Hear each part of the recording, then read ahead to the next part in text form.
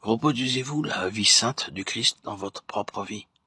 Le fruit de l'esprit, c'est l'amour, la joie, la paix, la patience, la bonté, la bénignité, la fidélité, la douceur, la tempérance.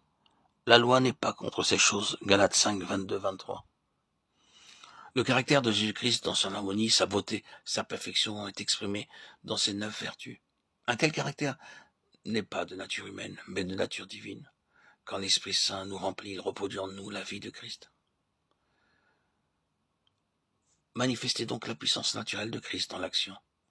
Vous recevrez une puissance de Saint-Esprit survenant sur vous, et vous serez mes témoins à Jérusalem, dans toute la Judée, dans la Samarie, jusqu'aux extrémités de la terre. Acte 1, 8. De même qu'il confia à ses disciples une tâche surnaturelle, il promit de leur communiquer une puissance surnaturelle. Toute puissance appartient à Christ, mais il nous la communique par le Saint-Esprit. Avez-vous cette puissance? Là où l'Esprit est dans sa plénitude, il se manifeste en puissance.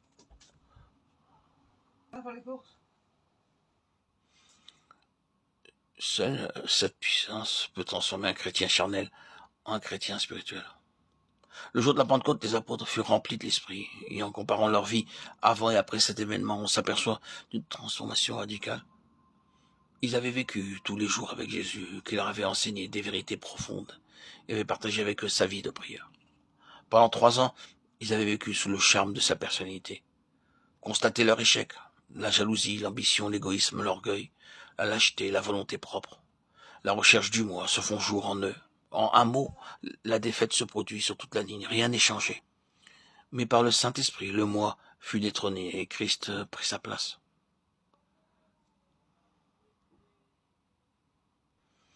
Mentionnons 7 des résultats de cette transformation. L'intelligence des choses spirituelles, la pureté, la passion des âmes, la prière, la puissance, la persécution et la louange. Ils connurent leur Sauveur et s'approprièrent les vérités profondes du salut. Ils devinrent des hommes au cœur pur. L'orgueil fut remplacé par l'humilité, l'égoïsme par l'amour, la lâcheté par le courage, la mondanité par la spiritualité. Dans leur cœur rassasié et renouvelé fut allumé un désir passionné de conduire d'autres âmes au Sauveur. Cette mission les obligea à chercher Dieu dans la prière, laquelle devint une source de joie et une occupation constante. La prière libéra la puissance et, par leur cœur purifié, des fleuves d'eau vive coulèrent vers Jérusalem, Samarie et jusqu'aux extrémités du monde.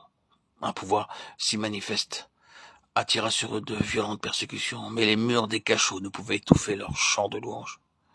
La Pentecôte avait transformé ces chrétiens charnels en chrétiens spirituels. Le Saint-Esprit, source d'eau vive, est une fontaine jaillissante en chaque chrétien. Nul ne doit craindre la sécheresse. La promesse est explicite. Vous n'aurez jamais soif. Allez-vous à des réunions de réveil avec une cruche, espérant seulement remporter chez vous une provision suffisante jusqu'à la prochaine réunion? Mais vous attendant bien à ce que votre provision diminue de jour en jour, jusqu'à ce que, souffrant d'une soif impérieuse, vous ayez l'occasion de renouveler votre provision. Pourquoi ne pas échanger la cruche pour la source? Une vie remplie de l'esprit est une vie de plénitude et de parfait contentement. Lorsque l'âme est remplie de l'esprit de Christ, elle déborde, et l'esprit de Christ se répand autour d'elle. Possédez-vous une telle vie? Sinon, désirez-vous l'avoir? Elle est pour vous, si vous avez vraiment soif. Si quelqu'un a soif, voilà une condition bien simple. Qu'il vienne à moi et qu'il boive.